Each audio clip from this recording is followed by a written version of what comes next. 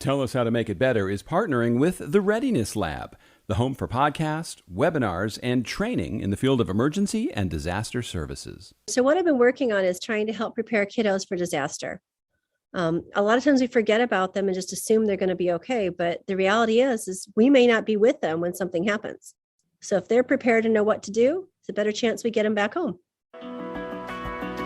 I'm George Siegel, and this is the Tell Us How to Make It Better podcast. Every week, we introduce you to people who are working on real-world problems and providing actual solutions.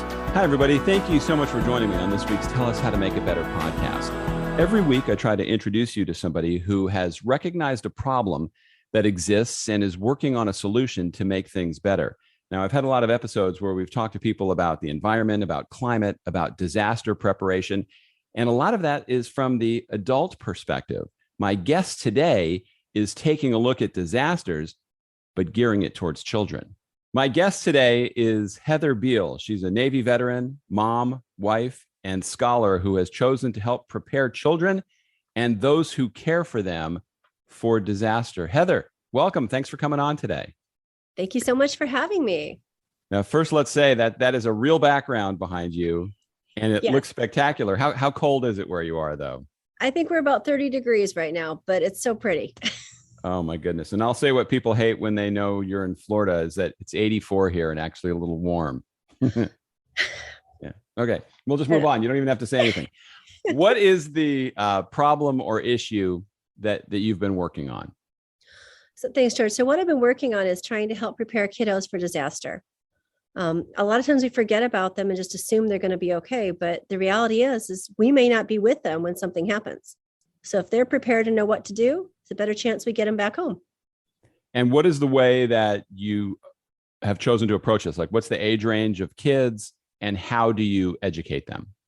So I focused more on the preschool and younger group, 3 to 8 years old, typically, even though that's early elementary. If you can get a sense of normal into them for being prepared, like fire drills. My goodness, all the kids know what to do in schools. And even in preschools, my son and my daughter both had fire drills. So they know what to do. And they don't like the sound of it. I don't like the sound of it. I'll be honest, that alarm is loud, but they know what to do. So if we can normalize the rest of things and just kind of focus on what do you do to be safe, making smart decisions, it's going to be part of their normal and knowing how to take care of things. Now, I used to be in the news business. I was a television weatherman, and I would go and talk to schools, and kids would always ask questions about tornadoes and earthquakes and all kinds of disasters. And that can be a really scary time for a kid because they're afraid when they're away from their parents. They're definitely going to be more concerned. So how do you approach all this to give them a comfort zone so they can survive all of this? Well, we focus on the things that they can do to be safe, kind of empowering them.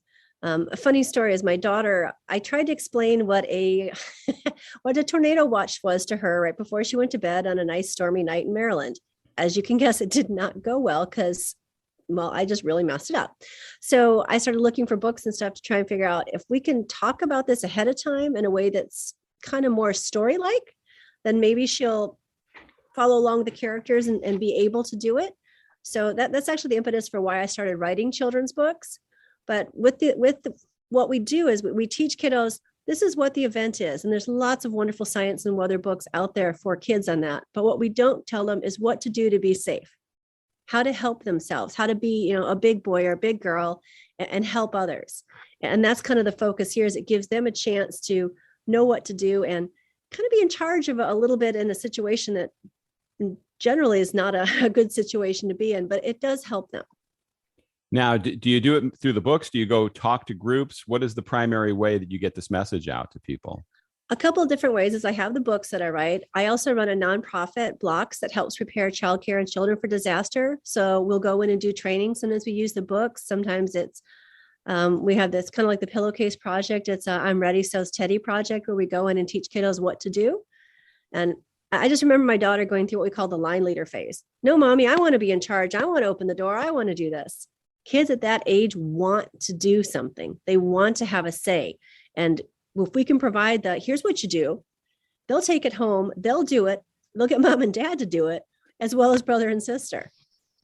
Yeah, I mean, it sounds like you would have in reality, a more receptive audience among young people, because as I've found in the projects that I've done, most grownups don't even worry about it. They don't think about it. They're not prepared for it. So maybe it starts with the younger generation of making the grownups understand. That's kind of exactly what I do. I absolutely, I mean, I love all of our emergency management outreach programs, and the people that do come, they care, they want to get better. But most of us, we just kind of sit at home and go, it's like insurance. It might happen, maybe. We look at it as a possibility, not a probability. So if we just put this into the normal for kiddos, this is what you do before you cross the street. This is what you do if there's a fire drill. This is what you do if a stranger talks to you. And you add all these other, this is what you do if there's a tornado. They know what to do. It just makes it their new normal. Yeah. So what obstacles do you run into when you're trying to get this word out there? What's the thing that keeps people maybe from doing it and getting on board?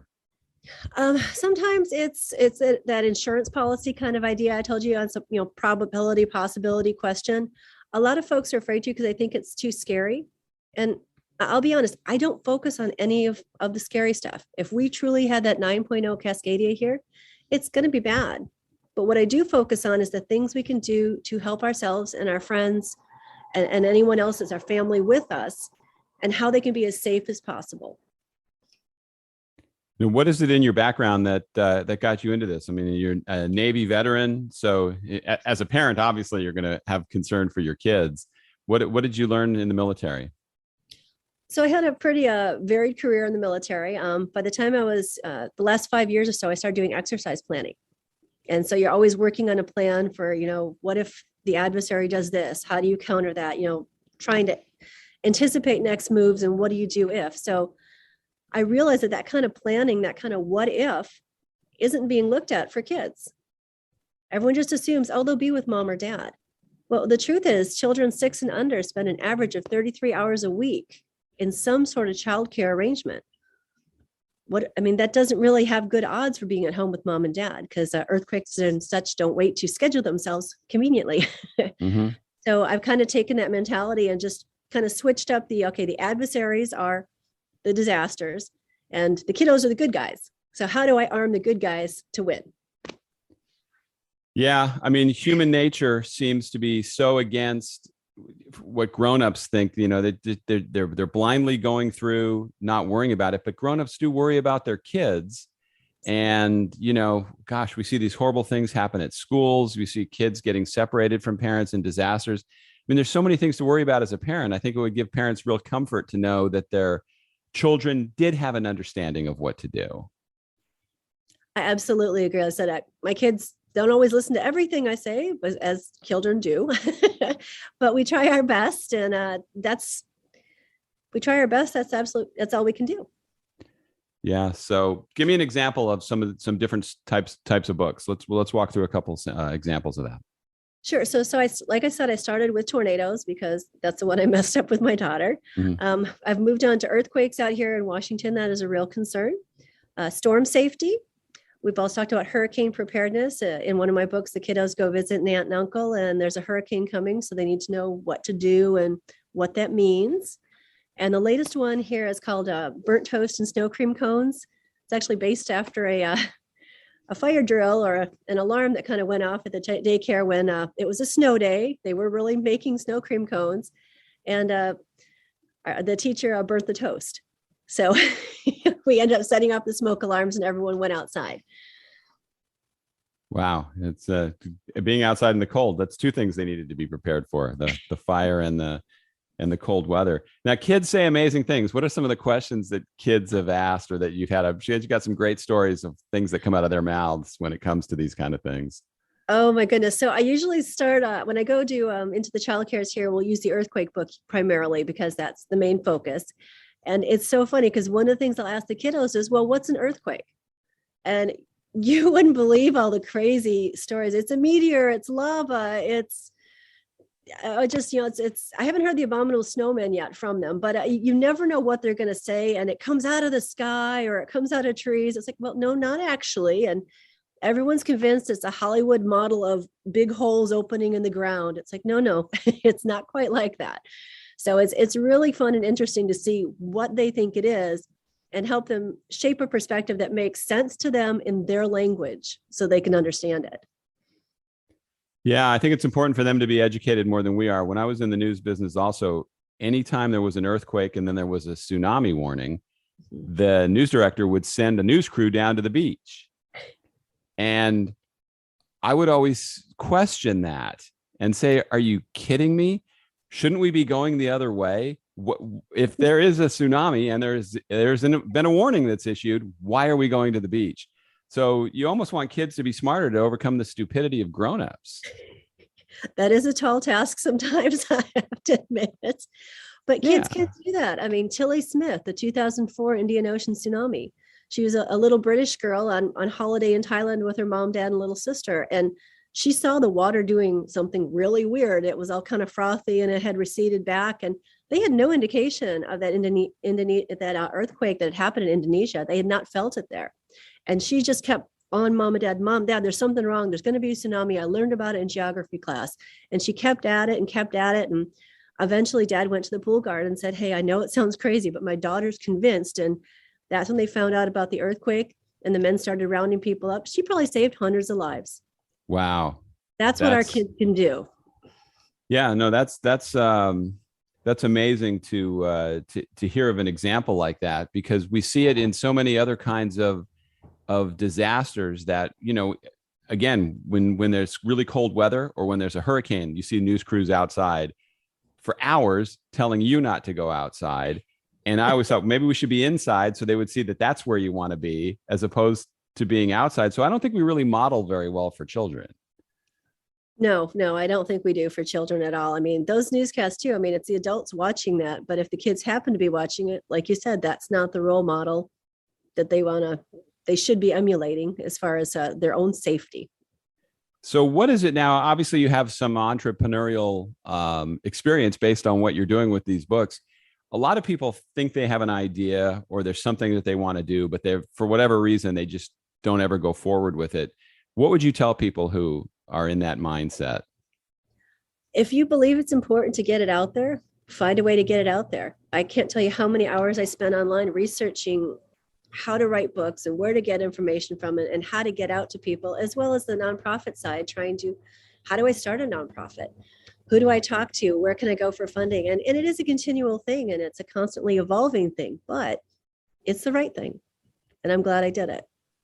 Yeah, having a nonprofit isn't really as easy as people think. A lot of people think, it's just a way to you can get money for your business, but there's a lot of hoops you have to jump through and things you have to do to maintain that.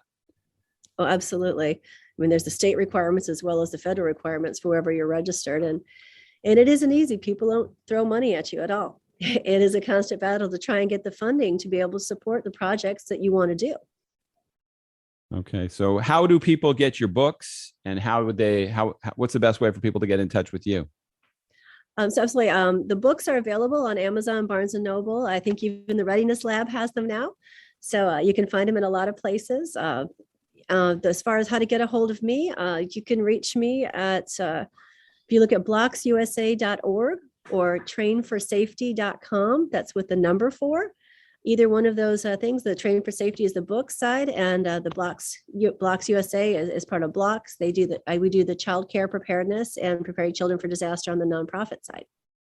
Great. And what would you tell parents? Give them a little kick that might motivate them for how important it is for young people to understand what they would do in a disaster. Don't assume. I mean, don't assume that they're going to be safe or that we're going to be with people that know what to do. The kids can handle it. They know what to do. Like I said, crossing the street, dealing with, fire drills.